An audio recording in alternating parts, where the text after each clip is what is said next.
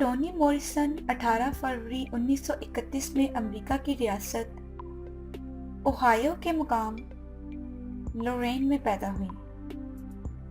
یہ شہر قدرے چھوٹا تھا جہاں زیادہ تر غریب اور نچلا متوسط طبقہ رہائش پذیر تھا۔ آج بھی یہ شہر فولاد کی صنعت کے لیے مشہور ہے، جہاں زیادہ تر بحری جہاز بنائے جاتے ہیں۔ جب ٹونی 4 سال کی تھی تو ان کے مالک مکان نے اپنے ہاتھوں سے اس وجہ سے اپنا گھر جلا دیا کہ ٹونی کے والدین گھر کا کرایہ جو صرف $4 تھا وقت پر ادا نہ کر سکے تھے۔ یہ افسوسناک واقعہ ٹونی کو آج بھی یاد ہے کہ کس طرح سیاہ فام لوگوں پر گورے لوگ ظلم کیا کرتے تھے۔ ٹونی ریاست الاباما کے ایک حبشی غلام کی پڑپوتی ہیں جو اپنے ماں باپ کی 4 اولادوں میں دوسرے نمبر پر ہیں۔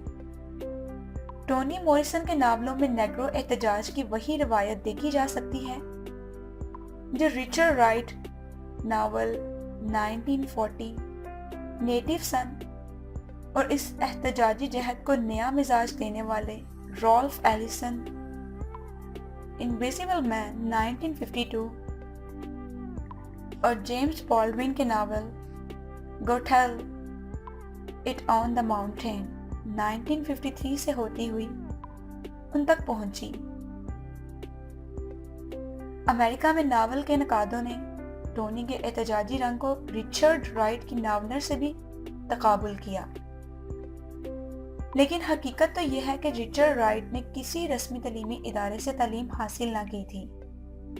انہوں نے جو کچھ بھی علم حاصل کیا وہ اپنے ذاتی مطالعے اور شوق سے کیا، جبکہ ٹونی اعلیٰ تعلیم یافتہ ہیں اور امریکہ کے بڑے تعلیمی ادارے سے فارغ التحصیل بھی۔ اس کے بعد انہوں نے یارڈ جیسے اداروں میں امریکی فکشن اور خاص طور پر امریکہ کے سیاہ ناول اور افسانوں پر نئے مباحث کے دروازے بھی کھولے۔ وہ ایک ایسی فنکارہ ہیں جنہوں نے اپنے ناولوں میں نیگرو تاریخ کو نئی ریڈیکل جہت سے روشناس کرواتے ہوئے سیاہ لوگوں کے باطن کی نئی اساطیر کا انکشاف کیا، جس میں نئی قسم کی نغمگی ہے جو امریکہ کے معاشرتی اور اخلاقی رویوں کی بازیافت بھی ہے، جو ابھی تک لوگوں کی نظروں سے اوجھل تھے۔ ان کا تقریباً ہر ناول سحر انگیز فضا میں کہانی بنتا ہے، جو کہ پراسرار ہونے کے علاوہ غیر استدلالی بھی ہو جاتی ہے اور لا یعنیت کی سرحدوں کو چھونے لگتی ہے، جو قدیم افریقی لوک کہانیوں سے اپنے تخلیقی فن میں کہانی اور انسانی رویوں کے مختلف مزاجوں کو دریافت کرتی ہے۔ ٹونی کا پہلا ناول دی بلوئسٹ آئی 1970 میں شائع ہوا، جو ایک ایسی نیگرو لڑکی کی کہانی تھی جو راتوں کو اٹھ کر دعا مانگتی ہے کہ خدا اسے نیلی آنکھیں اور سنہری بال دے۔ ناول میں سیاہ فام لوگوں کی رنگت کی محرومی ایک بڑے انسانی سانحے کی صورت میں جلوہ نمائی کرتی ہے،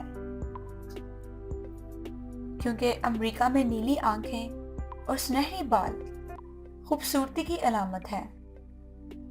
آج بھی امریکہ میں کئی سیاہ فام عورتیں مصنوعی طور پر اپنے بالوں کو سنہری کر لیتی ہیں، جو حیاتیاتی اور جینیاتی طور پر ایک بڑی فطری محرومی ہے، جو معاشرتی محرومیوں کا روپ دھار کر سیاہ فام لوگوں کو ایک مصنوعی زندگی گزارنے پر مجبور کیے ہوئے ہے۔ 1973 میں ان کا دوسرا ناول سولا شائع ہوا، جس میں فرد کے شیطانی وجود کی ایسی آگہی ہے جو دل خراش بھی ہے اور فکر اموس بھی، جس میں انسان کی آنکھیں اس کی حسیات ہی نقلی نہیں بلکہ دنیا میں ان کا اپنا وجود ہے جو انسان ہی کے حوالے سے زندہ ہے۔ 1970 میں ان کا ایک اور ناول سانگ آف سولومن شائع ہوا۔ یہ ناول ایک چھوٹے سے احساس کی بڑی کہانی ہے۔ ناول کا بیانیہ جس سے کل کی طرف سفر کر کے وسیع تخلیقی معنویت کا روپ دھار لیتا ہے۔ اس ناول کا ایک کردار ہی پوری کہانی کو ارتقائی شکل دے کر نسلی تعصبات اور امریکہ میں نسلی روابط کی معدومیت کے انحطاط کا نوحہ ہے، جس میں ایک ڈاکٹر کی عمرانیاتی ترسی نیگرو معاشرے کے لیے اجتماعی شناخت کا ہی نہیں بلکہ ایک بڑا نسلی چیلنج بھی بن جاتا ہے۔ ناول میں ایک نیگرو ڈاکٹر شہر میں آتا ہے، اس شہر میں وہی واحد ڈاکٹر ہوتا ہے۔ فطری سی بات ہے کہ جس سڑک پر اس کا مطب تھا وہ سڑک اسی ڈاکٹر کے نام سے مشہور ہو جاتی ہے اور اس علاقے میں مزید سیاہ فام آ کر آباد ہو جاتے ہیں اور ڈاکٹر کے نام والی اس سڑک کے پتے پر لوگوں کی ڈاک آنا شروع ہو جاتی ہے اور یوں سڑک کا نام نیم سرکاری حیثیت اختیار کر جاتا ہے۔ لیکن شہر کی انتظامیہ اور مقننہ اس بات پر اڑ جاتی ہے کہ اس سڑک کا نام مین ایونیو ہے، نہ کہ ڈاکٹر اسٹریٹ۔ لہٰذا شہر کی انتظامیہ کسی طور پر ڈاکٹر ایریٹ کا نام تبدیل کرنا چاہتی ہے اور اس سڑک پر آباد لوگ اپنی یادوں کو شہر کے اس جنوبی حصے سے مٹانا نہیں چاہتے۔ ناول کو پڑھ کر اس بات کا شدت سے احساس ہوتا ہے کہ امریکی تاریخ کے ہر حصے میں نیگرو شناخت اور اس تمدن کی بیخ کنی کی گئی ہے۔ 5 سال کے وقفے کے بعد ناول ٹھر بیبی 1981 شائع ہوا۔ یہ ناول دوسروں کی دنیا کے وہموں کی خوبصورت کہانی ہے۔ 1987 میں ان کا سب سے اہم ناول بیلوڈ شائع ہوا۔ اس ناول نے سب سے زیادہ شہرت پائی۔ آج بھی یہ ناول امریکہ کے ادبی حلقوں میں موضوع بحث ہے۔ اس ناول کی حساسیت کا اندازہ اس بات سے لگایا جا سکتا ہے کہ اس ناول کے شائع ہونے کے بعد جب اسے نیشنل بک ایوارڈ نہ مل سکا تو امریکہ کے 48 سیاہ فام ادیبوں اور نقادوں نے دستخطی تحریک چلا کر احتجاج کیا، جو نیو یارک ٹائمز کے بک ریویو ایڈیشن میں شائع بھی ہوا۔ اس سے یہ تو ہوا کہ کچھ دن بعد ٹونی موریسن کو لیٹرز انعام کا حقدار قرار دے دیا گیا۔ اس ناول کی اہمیت اس لیے بھی ہے کہ یہ ناول امریکہ کے سب سے حساس انسانی مسئلے پر لکھا گیا ہے، جو کہ سیاہ فام لوگوں کے حقوق اور ان کی محرومیوں سے شروع ہوتا ہے۔ یہ اصل میں نیگرو لوگوں کی غلامانہ نظام کے خلاف جدوجہد کی کہانی ہے، جو انہی لوگوں کی دلی برداشتگی پر ختم ہوتی ہے، جہاں فرد نظام کی صفاقی کا شکار ہو کر ٹوٹ پھوٹ گیا ہے یا اسے انحراف کا راستہ اختیار کرنے پر مجبور کر دیا گیا ہے، جہاں نیگرو احتجاج اور مزاحمت معاشرتی بے راہ روی میں تبدیل ہو کر منفی اور تخریب کاری کا وظیفہ بن جاتا ہے۔ حق کی بات کرنا، ضمیر کی آواز کو دبا کر اسے غیر استدلالی دلیل میں ثابت کر دینا ہی اصل جھگڑے کی جڑ ہے۔ یہ اس معاشرے کی کہانی ہے جہاں انسان بے بس ہے، شطرنج کے مہرے کی طرح دوسروں کے ہاتھوں کی جنبش سے ادھر ادھر کر دیا جاتا ہے۔ اپنی مرضی سے زندگی گزارنا انسان کے بس میں نہیں۔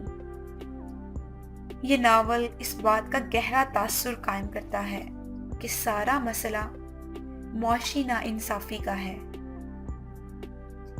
ٹونی نے امریکہ کی عظیم معاشرت پر بھرپور طنز کیا ہے، جہاں 500 تجارتی کمپنیاں امریکہ کے کروڑوں انسانوں کی قسمت کا فیصلہ ہی نہیں کرتی، بلکہ وہ جیسا نظام چاہتی ہیں ویسا ہی نظام یہ ملک اختیار کر لیتا ہے۔ بیلوڈ میں نغمگی ہے، فکر کے پیچ و تاب ہیں، جس میں فائر کی موسیقیت ہے۔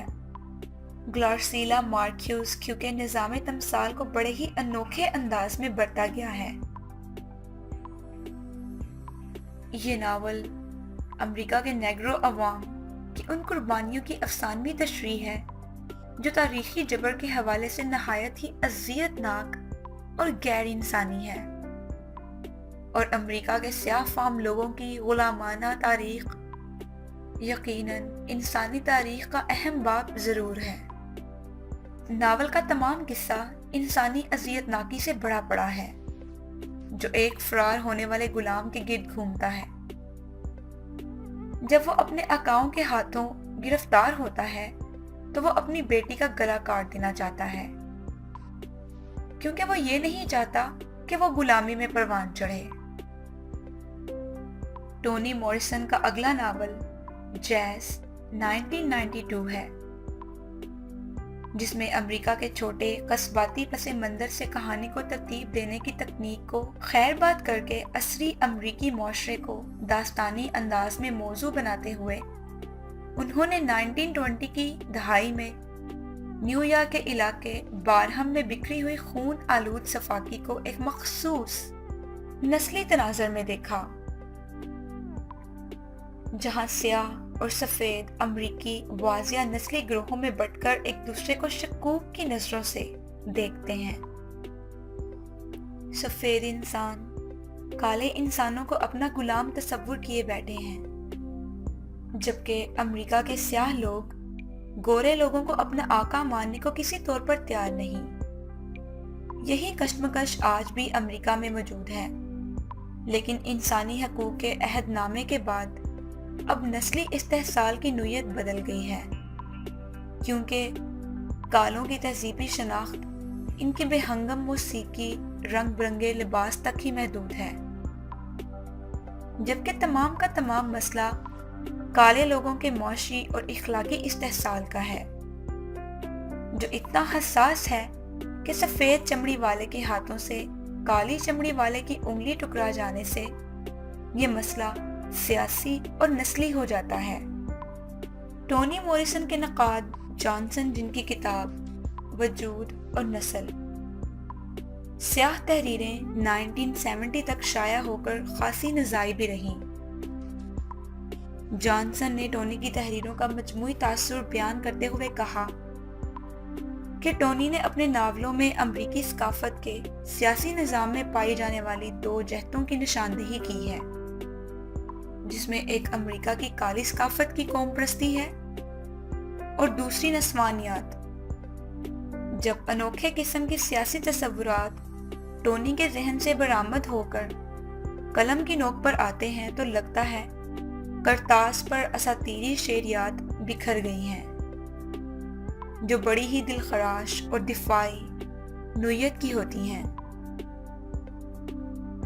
عموماً امریکہ کے سیاہ فام لکھنے والے کا احتجاج اور مزاحمت امریکہ کے مشتبہ معاشرتی اور سیاسی نظام کے خلاف ہوتی ہے۔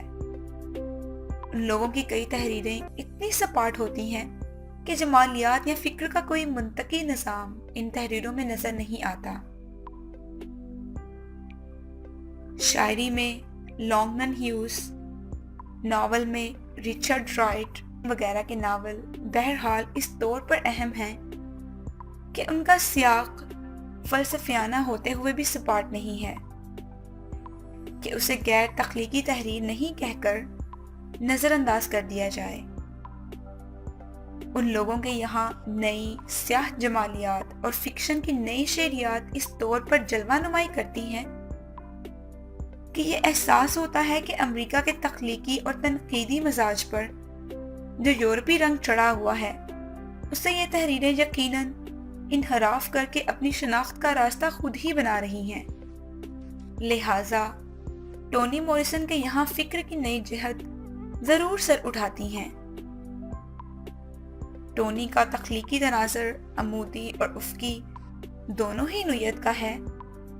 وہ اپنے جذباتی معاملات میں عمودی نوعیت کا عمیق احتجاج کرتی ہیں۔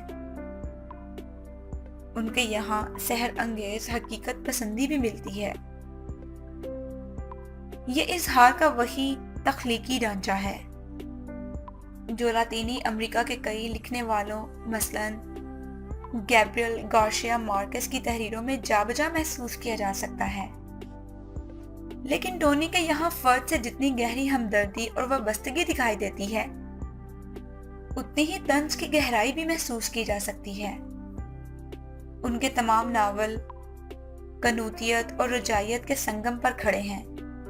एक सच्चा और दयानतदार तख्लीकी सफर उनके नावलों में दिखाई तो देता है, लेकिन उनके मशकूक सफाक और हासिदाना मुआशरे के लिए उनके पास ना कोई सिफारिश है और ना ही कोई लायहा अमल, जिसे उनके फतीन ज़हन से बर्पा होने वाली चाशनी को सब महसूस कर सकें।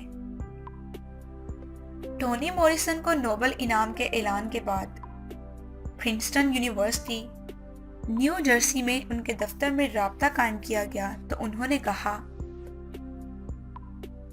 Regardless of what we all say and truly believe about the irrelevance of prices and their relationship to the real work, nevertheless, this is signal honor for me. Tony के तमाम नावलों के किरदार इस बात का एहसास दिलवाते हैं कि मासूम का अपना वजूद नहीं होता।